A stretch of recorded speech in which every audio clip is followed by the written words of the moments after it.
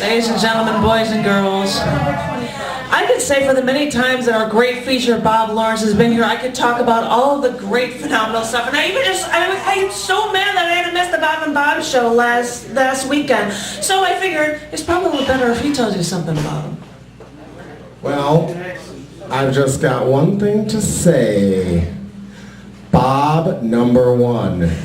And that's all the introduction he needs. Bob Lawrence, ladies and gentlemen.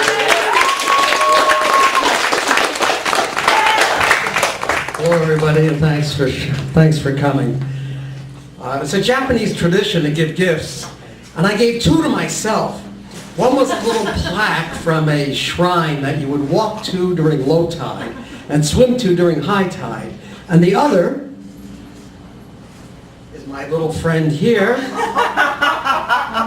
from the Ashiyama Zoo. Now, the problem for you is, what species is he? Konnichiwa. Raccoon. No, just a sweet raccoon. His zookeeper spoke French. Yeah, what? A raccoon. No. Well, I got a little prize here. Well, no, that's it. He's a red-tailed panda, folks. Okay. Anyway, Tom Roby invented the poetry wheel, and I've invented something called Tom Roby here, who's here tonight, and I've invented the monologue sandwich. And that's where you have layers of monologue and poems. I'm the only guy who's doing it, hasn't caught on yet, but give it time. And tonight's monologue sandwich is visiting Japan. 4 haiku. The percussive gust of one high-speed train passing another. Entering the bamboo forest at noon, instant dusk. Park photographers chasing a rare find, a gray squirrel. This cold March day at Seagull Harbor, just pigeons and crows. On the path to a Kyoto shrine, a mendicant chants, rhythmically bowing, holding out a cup like a metal prayer. Nearby, a merchant chants to passers-by in echoing intonations, "Buy here, buy here." Garden in Kobe, a wedding in an open-air shrine, the couple in public view. A sense of decorum guides us to the adjacent garden. Reaching out from the shrine, clinging to us like skin, the counterpoint of shrill recorder and raucous drum. Now, a number of American poets have been influenced by Japanese culture, especially Zen, and one of my favorites is the poet Richard Brautigan, a poem of his. Karma Repair Kit, items 1 through 4. 1, get enough food to eat and eat it. 2, find a place to sleep where it is quiet and sleep there. 3, reduce intellectual and emotional noise until you arrive at the silence of yourself and listen to it. 4, 3 haiku by me. Young woman under a March umbrella, hiding from the sun. Thin young legs in thick black hose and flats with bows. Kyoto sidewalk, a life-size plastic statue of Colonel Sanders. Okay, it's time for a monologue now. Japanese bathrooms. Now, bathrooms are serious to travelers. If you don't believe me, ask my wife. Back in the 70s, I knew a guy who rated the countries in Europe by the softness of their toilet paper, which was always more coarse than ours. Has anyone been to Europe lately? No, lately? Yeah, I was just wondering if they closed the Charmin Gap. Well, in Japan, they love deep baths. A couple times, climbing into the tub, I smashed my foot along the side. I should have used the ladder. The bathroom at the Osaka Hankuyu was enormous, like a suite unto itself. My wife wanted to spend a week touring it. But we suggested we spend just a day. The bath was on one side and the shower was on the other, and you were provided with a walkie-talkie to communicate back and forth. How's the water, you know? The bathtub had a diving board and a water slide. If you called down to room service, they would send up a lifeguard. Now, out in the streets, you never saw signs like, "No bathroom for you," like you see in the States. And a lot of places had bathrooms. Even the 7-Eleven had a public bathroom. It was like paradise for the overactive bladder. Some of the toilets, however, were a little more than a hole in the floor. I had an encounter with one of those once. I will spare you the details, and you know, if I'm sparing you the details, they must really be gross. Now, the urinals looked like pods out of a science fiction film.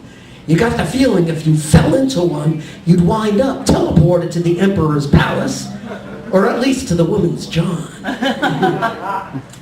When I was standing at the urinal at the train station, I noticed a woman standing next to me.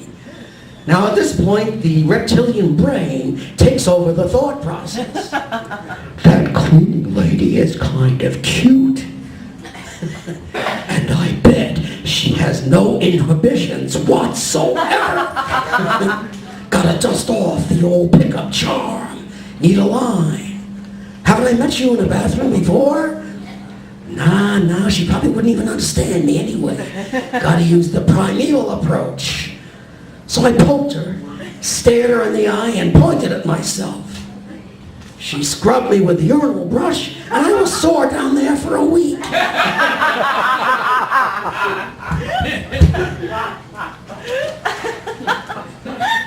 Back to poetry.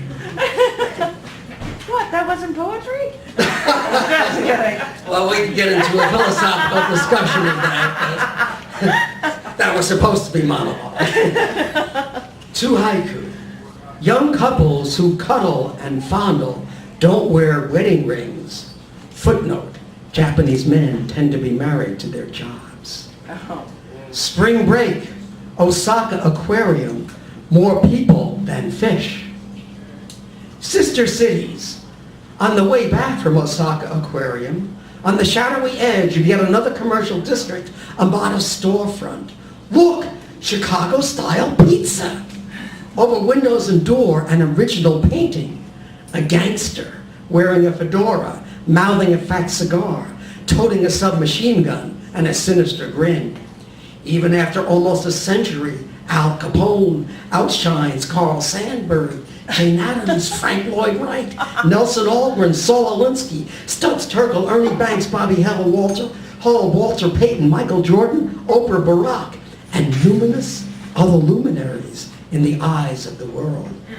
Osaka and Chicago, sister cities, almost identical in population, similar in emblematic foods. Chicago's deep dish pizza, Osaka's piled high okonomiyaki, sometimes called Japanese pizza. Two tough towns, Chicago, stormy, husky, brawling city of the big shoulders. Osaka, highest crime rate, largest red light district, greatest Yakuza, Japanese mafia presence in all of Japan. Lest we get carried away, Osaka's crime rate is comparable to America's safest cities. Chicago, where children are shot while playing in the park or sitting on their front stoop, is the wanton sister. Wow.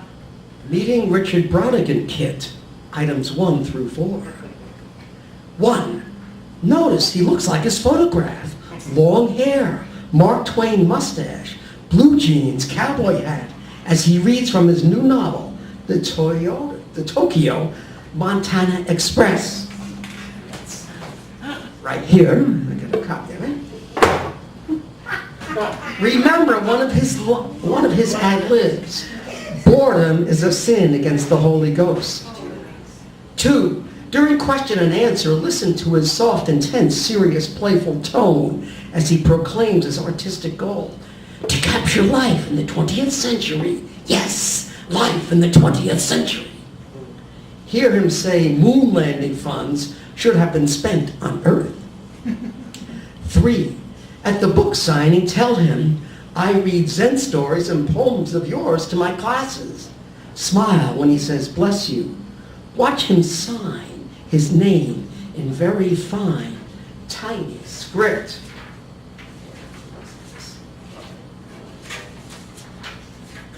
What happened to the rest of that? It's in there somewhere.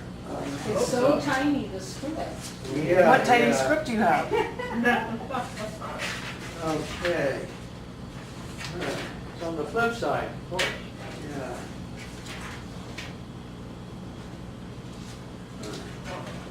One of my pages seems to be missing. I'm careful.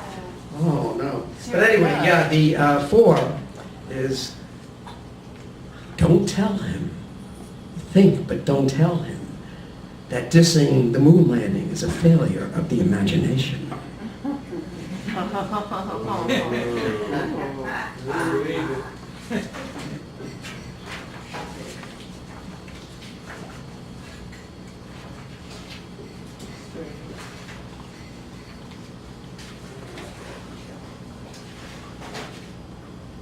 All right, I found the page.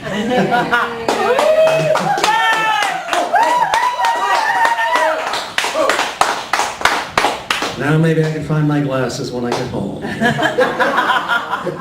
It's time for another monologue, and in this one I'm going to assume a different persona.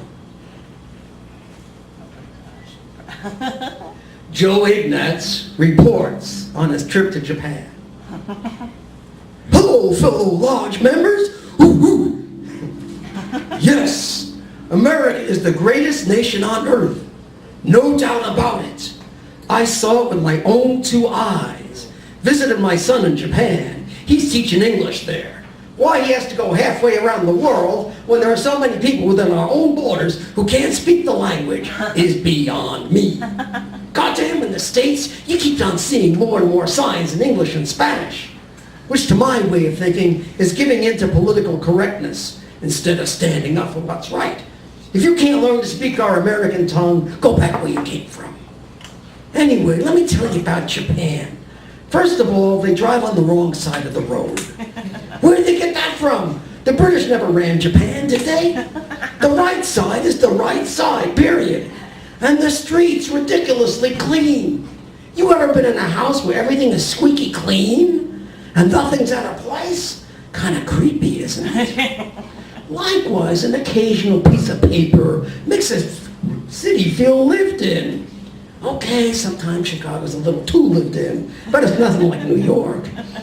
The weird part, in Japan you hardly see any garbage cans. So where's the garbage? People produce garbage. It's in their nature.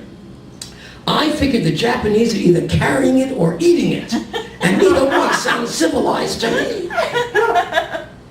Their subway system is something else. They don't have stations. They got underground malls. Store after store after store after store. Sweet stores, restaurants, clothes stores, knick-knack stores. I got tired of looking at them. And hordes of people, all of them walking real fast like they got ants in their pants. Hardly any of them overweight. Too serious. Chubby people are fun to look at, and they're full of good cheer. Well, I bet I see more chubby folks in Chicago in a day than I'd see in Japan in a year. You know why they're all so skinny? Because the restaurants are out to starve the populace. You don't get nice big portions like you do over here. You get barely enough to eat, if that. There's no such thing as a doggy bag. I was so hungry, I was licking the plates. And at the restaurants, you hear a lot more jazz than you do here. I thought we invented that music. To go from city to city in Japan, you don't drive. You can't read the signs, there's nowhere to park, and the steering wheel's on the wrong side of the car. No, you take the bullet train. It looks like something out of the future, with a pointy nose like a fighter jet. The thing goes almost 200 miles an hour, and it's quieter than yell. You know, a country can afford shit like that when it's not defending the entire free world. A single drone costs $4.5 million. America has responsibilities, my friend. They do have less crime than we do. People park their bicycles without locking them. And Chicago has more murders than 10 of their cities put together. I figured the Japanese got the aggression out of their system during the Second World War. Might be good for us to invade Canada, Mexico, Central and South America. Boom, boom, boom, boom, boom, they'd be pushovers. And just imagine how low the Japanese crime rate would be if they had concealed carry. The criminals would be spooked and crime would disappear altogether. It would be a frickin' utopia. But they don't have Second Amendment rights like we do. Nah, they go through all sorts of registrations and tests to own even a hunting rifle. So stupid. You know what I saw in the Japanese paper while I was there? There was this bad train accident a couple of years ago. Human error plus the turn on the track wasn't constructed right. So who goes on trial? The conductor? No, the CEO of the company for permitting unsafe conditions to exist. What kind of country puts its CEOs on trial? Can you imagine the CEOs of Exxon, Monsanto, or Goldman Sachs going on trial in the US? Ain't gonna happen. If you have the kahunas to make it to the top, you deserve extra respect.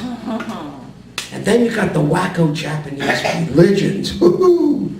They have all these gods. God for good luck, God for business, God for Shrine X, God for Shrine Y. They even believe the shrine deities can be carried around in rickshaws. Some of their gods have 8 arms or multiple heads. Police! Our main religion in America is so logical. We believe in one God, the Father. He has one son, no wife, no daughters. I guess he has a dick, though no one ever talks about that. Some 2,000 years ago, the Father's Son took on human form when a young woman married to an older man was impregnated by a spirit. Bet she had a tough time selling that to the neighbors. But that's how it happened.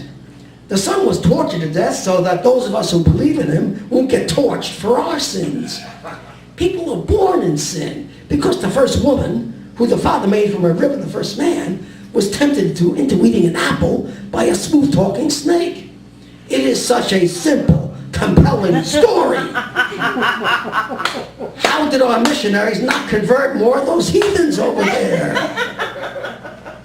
Well, it was fun in Japan still. You know, what with the cherry blossoms and ice-cold Asahi beer on draft. And there was one dish that didn't let you down. Only something I don't know. Eggs and cabbage and meat and pancake and green onion and special sauce all mixed together. They fry it right in front of you, and it is good. Almost, but not quite, my friends. Not quite as good as our deep dish pizza. USA! USA!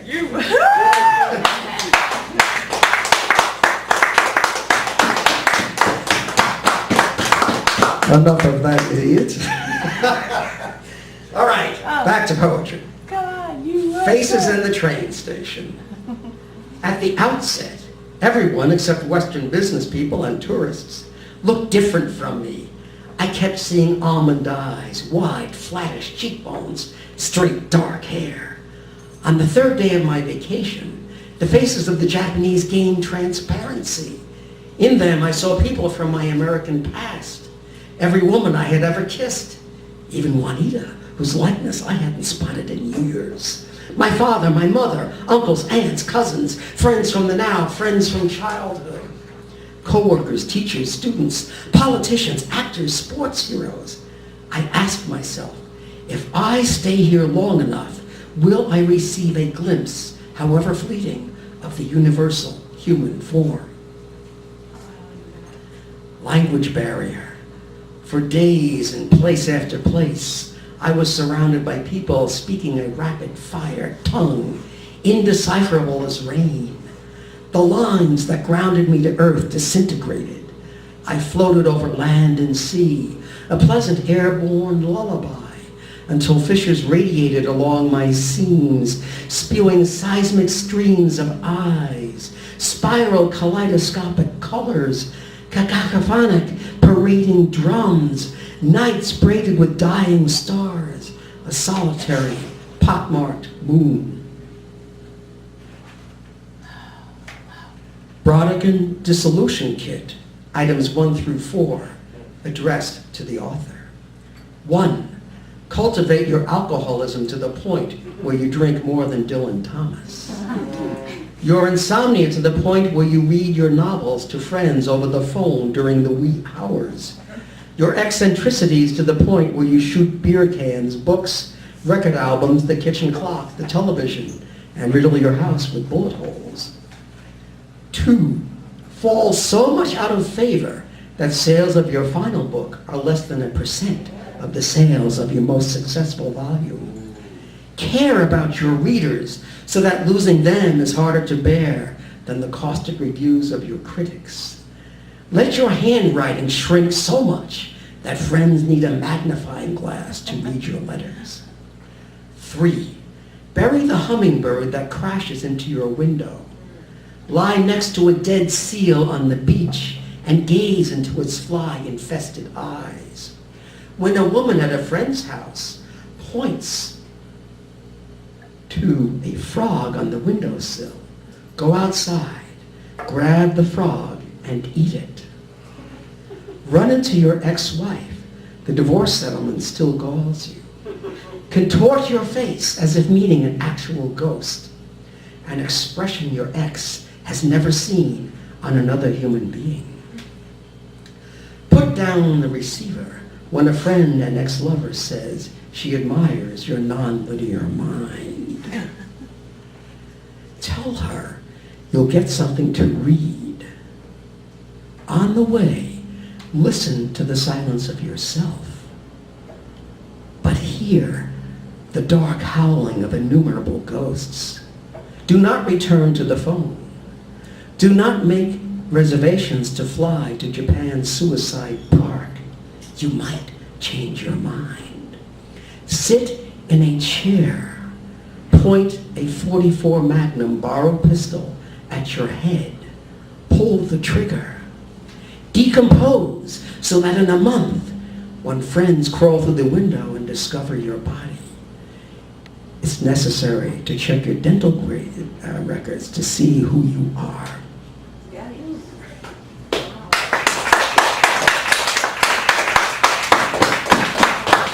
So by the way, if anybody's interested in Brodigan, I pulled most of that stuff. There's a Brodigan.net website that's just wonderful.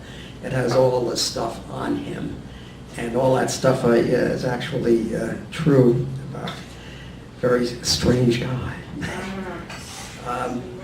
And then the final monologue is a straightforward one. Hiroshima. Is it Hiroshima or Hiroshima? I listened on the internet over and over.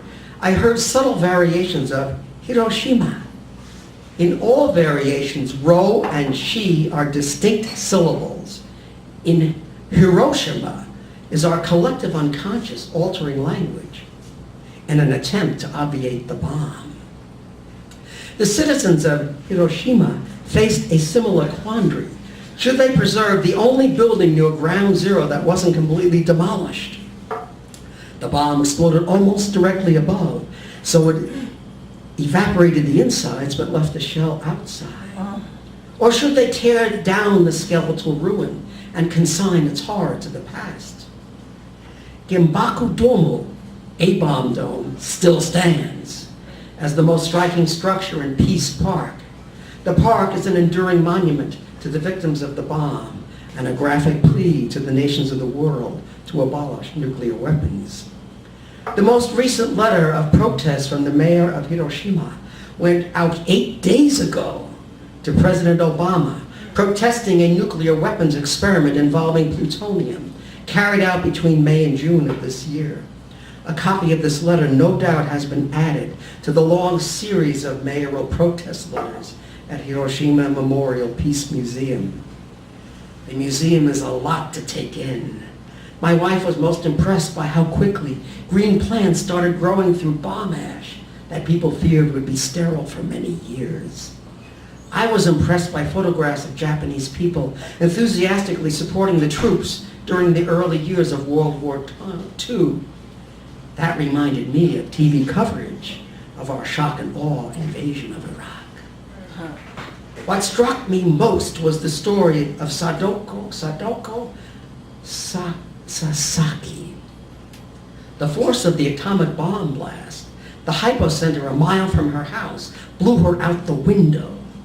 Her mother carried her away from the burning area. Near Misasa Bridge, the black rain of radioactive ash fell upon them. Sadako became an active pupil in school, the fastest runner in the school. In November 1954, lumps developed on her neck and behind her ear. By January 1955, purple spots had developed on her left leg. Diagnosis, leukemia, a year to live at the most. Picking up on the Japanese legend that someone who folds 1,000 paper cranes has a wish granted, Sadako folded over 1,000 cranes as an expression of her wish to live. You can see her statue in Peace Memorial Park. One haiku: she'd be old like me, the girl who made paper cranes, yet died from the bomb.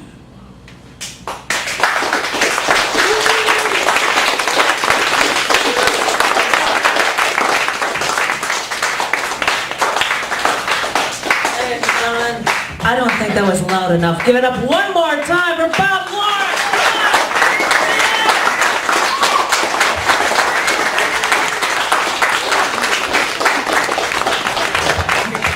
That was very good. And he ended in a very good, strong piece. That was very awesome. And so now I've got to do my prerequisite must talk about feature things, especially because normally we're every 2 weeks. But lucky us, we've got every week for all of September, which means, because normally I'm recording the open mics and the features, well, they might become YouTube clips. That doesn't necessarily mean that right now it's going to be a podcast, because all features will become podcasts, including Bob Lawrence's, hopefully by Friday. But next week, September 4th, I hope you guys have a great weekend for the holiday, by the way. But September 4th, Don Hargraves is our feature. And, you know, I was always saying, hey, I wanted to go out and have a big old party on September 11th.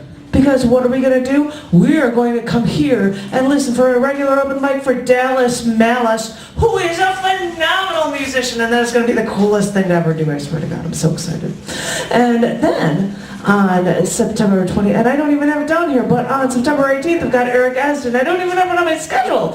And then on September 25th, poetry. He was here earlier. I'm so thrilled, because he probably won't even bring any notebooks, because he knows it all. He's just so awesome that way. And then October, you know, I'm going to get these out. October 9th, Dave Gadzik. The 23rd, Marianne Schaefer. November 6th, he was our last open micer, Bill Yarrow. And November 20th, I think that's right before Thanksgiving. And you're like, what on earth am I going to come here for? Well, you probably don't know this guy unless you're hanging out at other places to hear him. Tom Curry.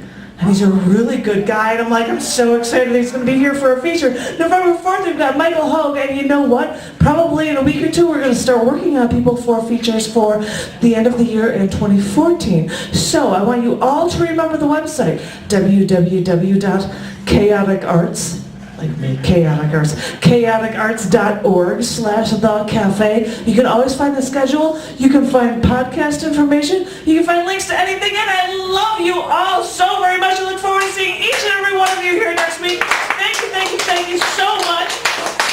Thank you, Sasha. Thank you, Gallery Cabaret. You guys have a great safe night. Thank you.